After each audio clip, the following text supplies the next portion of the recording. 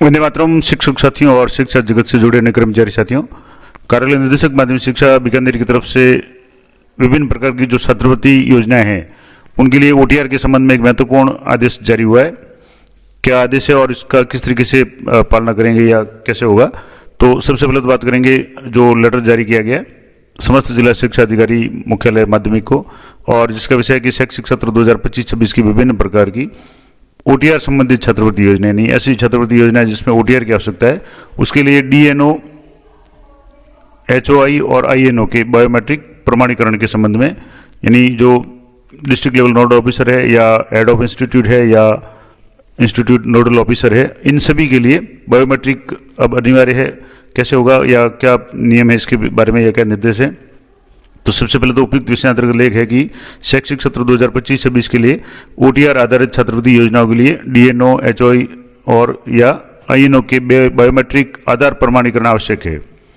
आपके क्षेत्राधिकार में स्थित सभी विद्यालयों के संस्था प्रधान और छात्रवृत्ति प्रभारी एचओआई और आईएनओ का बायोमेट्रिक आधार प्रमाणीकरण यानी ई-केवाईसी करवाया जाना अनिवार्य है। वर्तमान में एनएमएमएस छात्रवृत्ति जो भी है योजना हेतु एनएसपी पोर्टल पर विद्यालयों का पंजीकरण और संस्था प्रधानों तथा छात्रवृत्ति प्रभारी का प्रमाणीकरण या ई-केवाईसी कार्य जारी है। अतः आपके क्षेत्राधिकार में स्थित समस्त विद्यालयों को एनएसपी पोर्टल पर पंजीकरण कर पोर्टल के दिशा निर्देशानुसार एचओआई या आईएनओ का, यानी जो हेड ऑफ इंस्टीट्यूट या है उनका बायोमेट्रिक आधार प्रमाणीकरण या ई-केवाईसी की प्रक्रिया है वो दिनांक 3/11 तक अनिवार्य रूप से करनी है। इसके अभाव में संबंधित विद्यालय के सत्यापन कार्य में उत्पन्न अवरोध के लिए संस्था प्रधान का व्यक्तिगत उत्तरदायित्व निर्धारित किया जाएगा। अब ये जो आदेश है आप देखेंगे यहाँ राज्य का रेफरेंस नंबर है और 29/10/2025 यानी कल का ये आदेश है।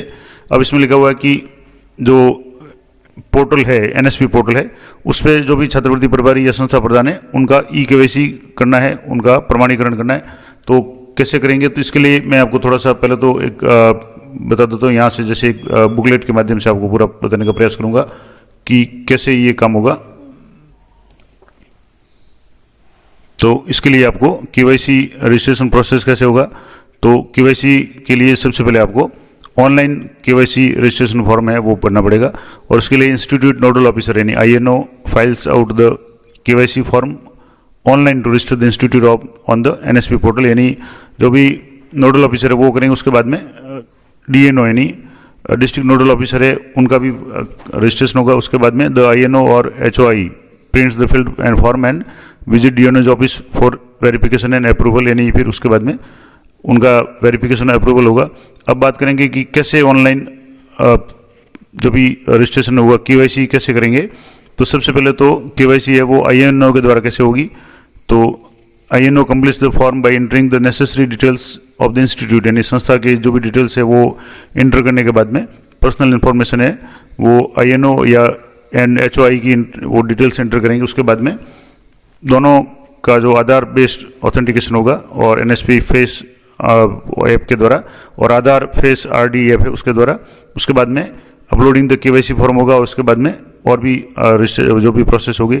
अब इसके लिए आपको कैसे करना है, तो सबसे पहले तो केवाईसी आईएनओ के द्वारा कैसे होगी, तो आईएनओ जो है इस साइट पे जाना है आपको। यहाँ एक साइट दिखेगी जिसमें एनएसपी की जो साइट है, इस साइट पे जाने के बाद में आपको यहाँ क्लिक हियर करना है और यहाँ क्लिक करेंगे तो आपके सामने इस तरीके का स्क्रीन आएगा जहाँ आपके अलग अलग ऑप्शंस आएंगे। स्टूडेंट्स के लिए अलग अलग ऑप्शंस आएंगे लॉगिन वगैरह के। उसके बाद में इंस्टीट्यूट का ऑप्शन आएगा जिसमें रजिस्ट्रेशन फॉर्म है, आपको वहाँ जाकर के रजिस्ट्रेशन करना है। उसके बाद अगले स्टेप में आपको जो भी डिटेल्स आवश्यकता होगी जिसमें आपके एआई एसएचई या यूडाइस नंबर है या एनसीवीटी कोड जो भी है वो आप भरेंगे, कैप्चा भरेंगे और रिफ्रेश कैप्चा करके दोबारा आपको कैप्चा भरना है और सबमिट पर क्लिक करेंगे तो आपके अगर दो ऑप्शन आएंगे। अगर आपका रजिस्ट्रेशन हो चुका है तो आपके आएगा कि यू आर ऑलरेडी रजिस्टर्ड, और नहीं है तो आपको रजिस्ट्रेशन के आगे बढ़ना है। अब यहाँ फर्स्ट है जो भी इंस्ट्रक्शन आएंगे वो पढ़ेंगे कि अगर KYC form is already filled then same will be displayed, यानी यहाँ आपके जो ऑलरेडी रजिस्टर्ड का ऑप्शन है वो या मैसेज आएगा, और नहीं है तो फिर आपको आगे बढ़ना है यानी कंटिन्यू विद आधार वेरिफिकेशन करना है। अब यहाँ से आपको वैलिडेट यहाँ से जैसे यहाँ करेंगे ये आपके नंबर डालेंगे, उसके बाद में कैप्चा, उसके बाद में सबमिट करेंगे और कंटिन्यू विद आधार ऑथेंटिकेशन या वेरिफिकेशन करेंगे तो आपके इस तरीके से ये ऑप्शन आएगा। अब इसमें आपको जैसे डाटा उपलब्ध नहीं है तो आपको यहाँ आधार नंबर इंटर करने हैं आईएनओ के, उसके बाद में आधार में क्या नाम है वो एंटर करना है, डेट ऑफ बर्थ एंटर करनी है, जेंडर एंटर करना है, मोबाइल नंबर एंटर करना है और क्लिक ऑन सबमिट पे क्लिक करना है। जैसे आधार है, आधार पे क्या नाम है, डेट ऑफ बर्थ क्या है, जेंडर क्या है, मोबाइल नंबर क्या है, उसके बाद में सबमिट पे क्लिक करना है। और सिमिलरली जो भी अगले स्टेप है उसमें आपको आधार नंबर HOI के हेड ऑफ इंस्टीट्यूट उसके करने हैं, आधार और नाम में कैसे है, उनका नाम आधार में क्या है, डेट ऑफ बर्थ क्या है, जेंडर है, मोबाइल नंबर और स्लिप उनको सबमिट करना है। तो इस तरीके से HOI का भी इसी तरीके से आधार रजिस्ट्रेशन होगा।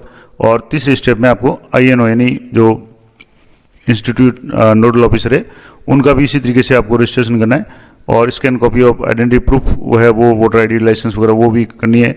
इंस्टीट्यूट का एड्रेस सेलेक्ट करना है, स्टेट सेलेक्ट करना है, एफिलिएटेड बोर्ड या यूनिवर्सिटी कौन सी है, किस यूनिवर्सिटी से जुड़ा हुआ है वो करना है, इंस्टीट्यूट का नेचर सेलेक्ट करना है, टोटल स्टूडेंट कितने हैं, उसके बाद में URL अगर कोई है, वेबसाइट है तो वो, और डेजिग्नेशन ऑफ INO का क्या पद है, ईमेल ID है, कॉन्टैक्ट नंबर है, डेजिग्नेशन ऑफ HOI क्या है, ऑफिशियल मेल क्या है, ये सारी डिटेल्स आपको इस तरीके से पूरी भर करके ये काम करना है। तो थोड़ा सा मैं आपको आगे इसको बता देता हूँ, उसके बाद में आपको जो भी OTP वगैरह आएगा उससे कंफर्म करना है।